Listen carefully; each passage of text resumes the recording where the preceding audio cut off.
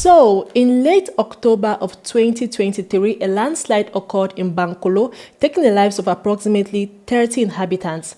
It was all over the news. They're talking about the natural disaster, the lives lost. Now, history has repeated itself again this year on March 3rd, where another landslide occurred in Bankolo. But the question we're going to be asking ourselves is, why is this particular event not making headlines this time?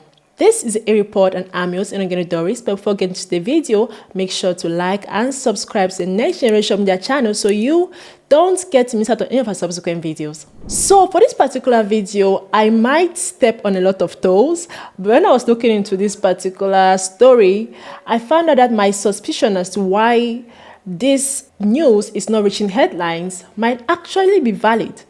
So we're going to look into that together. But first, let's look into the video that I believe a bystander took just after the landslide occurred. You see that today this wall collapsed and they buried people here. This wall collapsed and there are people under there that are trying to save. You buried people there just now. This happened just now in Bankolo.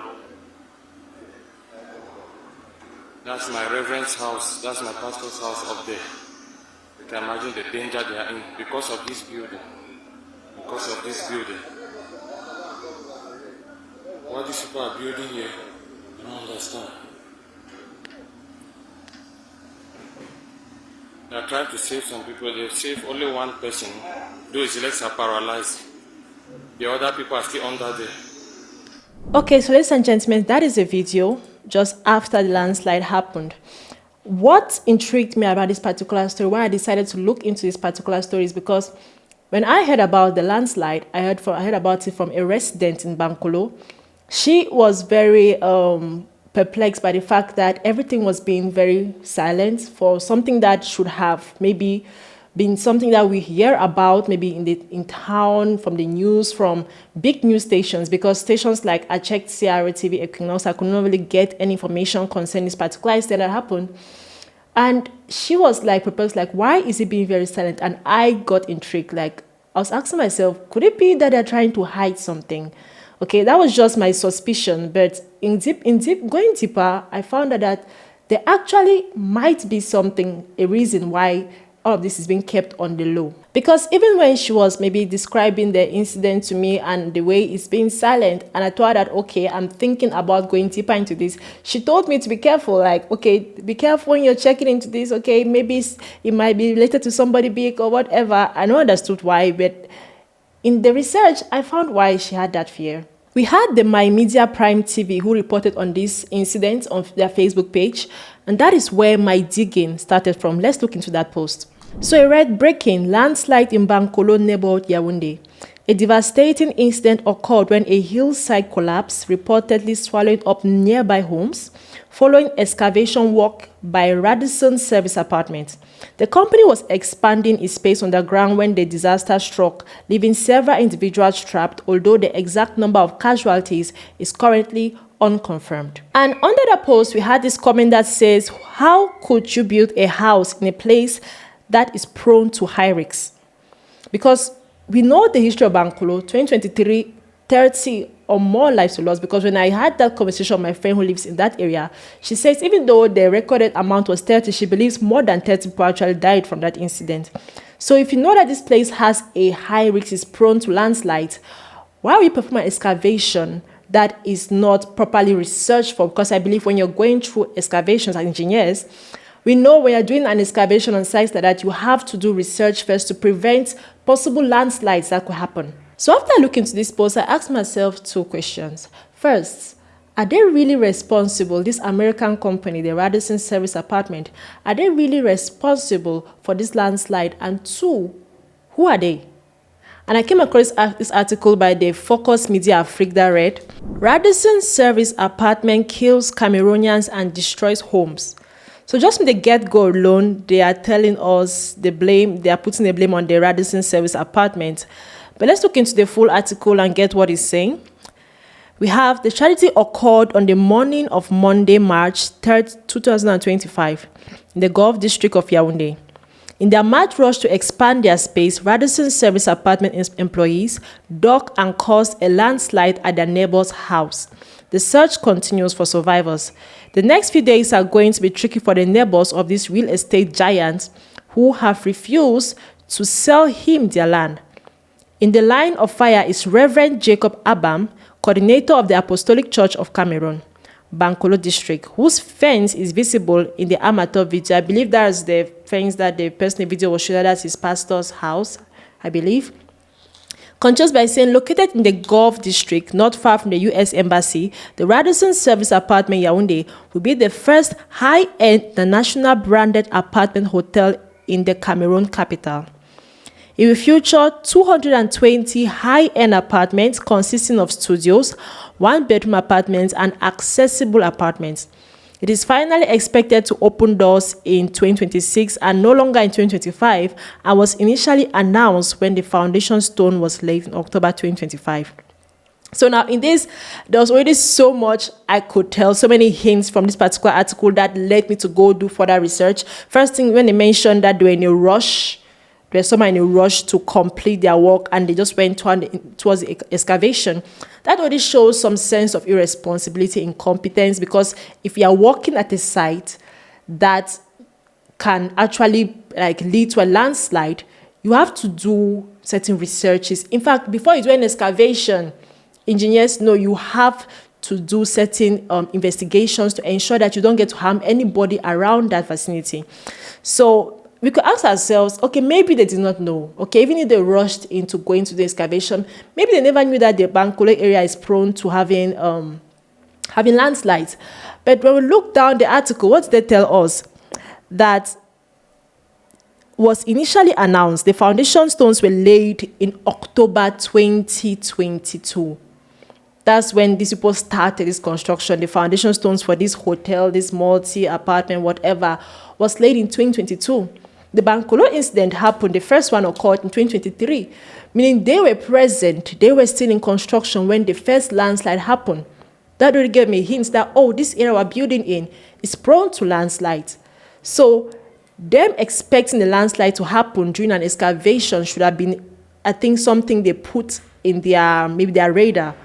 So they actually had something they passed that told them, oh, where you're working right now, you have to be very careful, because if you don't do your investigations properly, you might have a landslide in your excavation processes. So that already tells me that these people going out to do an excavation, whether you're in a mad rush or whatever, they already knew that the area they're working on was had a high risk of landslides. That was not just being incompetent, that was showing some sort of not caring for the individuals that are in that vicinity.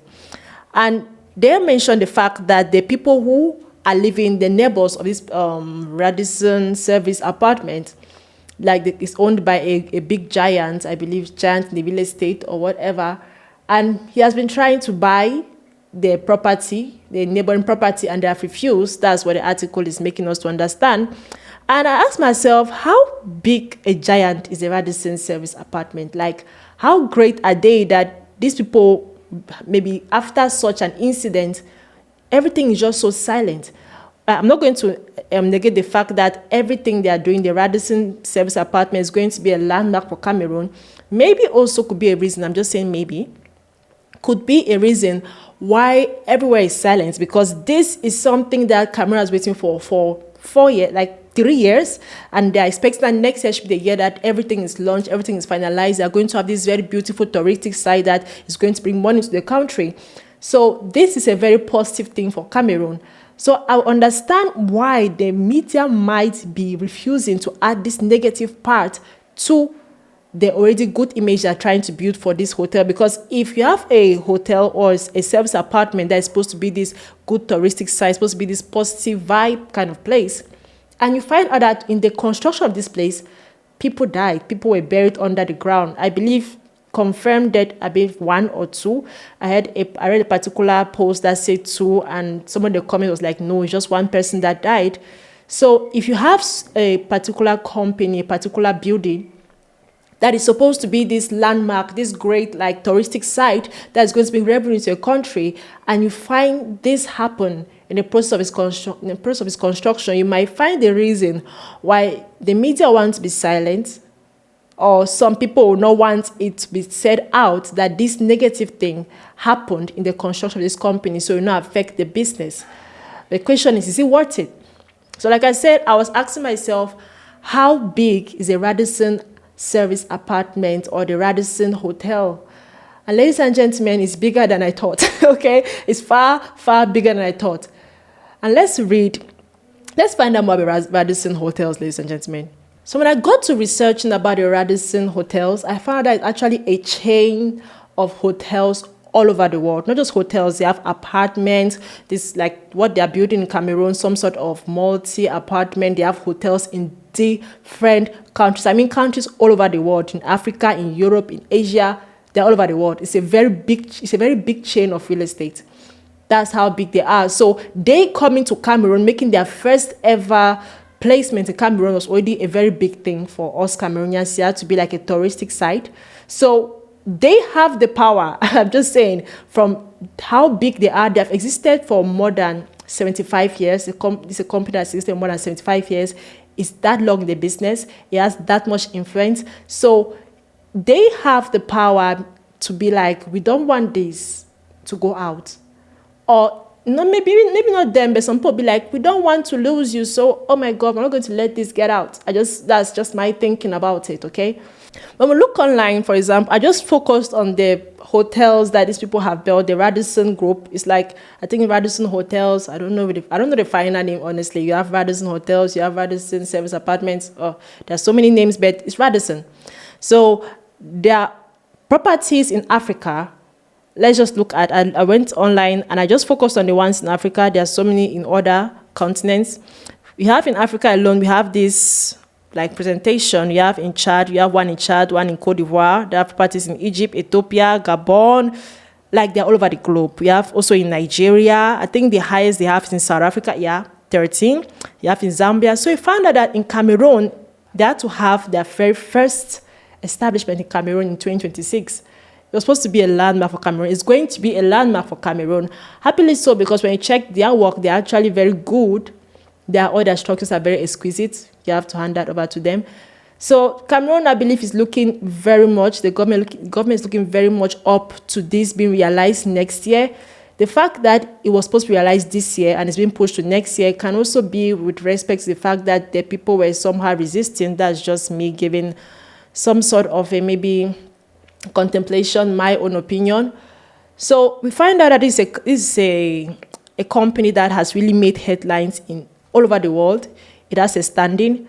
So we can understand why maybe this is the reason why we are not getting anything. The first landslide, everybody was like, oh, natural disaster, rain fell, they had the landslide, people died. Okay, we can talk about that. But hey, if it's a company that was building and they went and did this very incompetent action of doing an excavation without doing proper thinking, because the company is this big company, is going to bring so much revenue to the country, maybe we shouldn't mention it, okay? It might drive them away. It might stop the process. It might bring some sort of bad image to what we are already trying to be this great thing happening in Cameroon. That's just my opinion on this particular issue. And I think the most important thing I want to ask in this story is it worth it?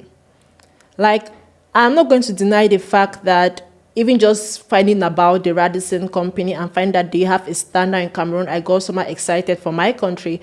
But the question is it worth it? And if indeed they are this neglectful, are we trying to bring down our morals to have them? Why is the media silent again? Is the question. So definitely, I'm gonna be very honest. I believe about in a month or two, this will totally be swept under the rock. It's gonna be forgotten. People are going to move on because people are like, the girl I was talking to that stays around the area. She was like, even bike riders that talk about things all the time are being very silent about it. People that do the highest gossip about what's happened in the country, they're being very silent. That's how much the situation is really dying down. So probably it will die down totally, but I believe for those who had their family members that got hurt in this incident, you had the video, the guy was saying somebody got paralyzed due to the landslide. Somebody died. So their families will never forget this incident. Even if it's swept under the rock finally, with all the silence and the lack of coverage, their families will never forget what this negligence, this incompetence cost them. But that's all for the video, guys. I'd like to now know your intake on this particular issue in Bankolo that happened. Do you really believe that it was an intentional act to make it silent, that the media should not cover it this much, that there should be such little information about it? Let me know how you feel down in the comments below. But before you go, make sure to like and subscribe to the Next Generation Media channel so you don't get to miss out on any of our subsequent videos. Bye.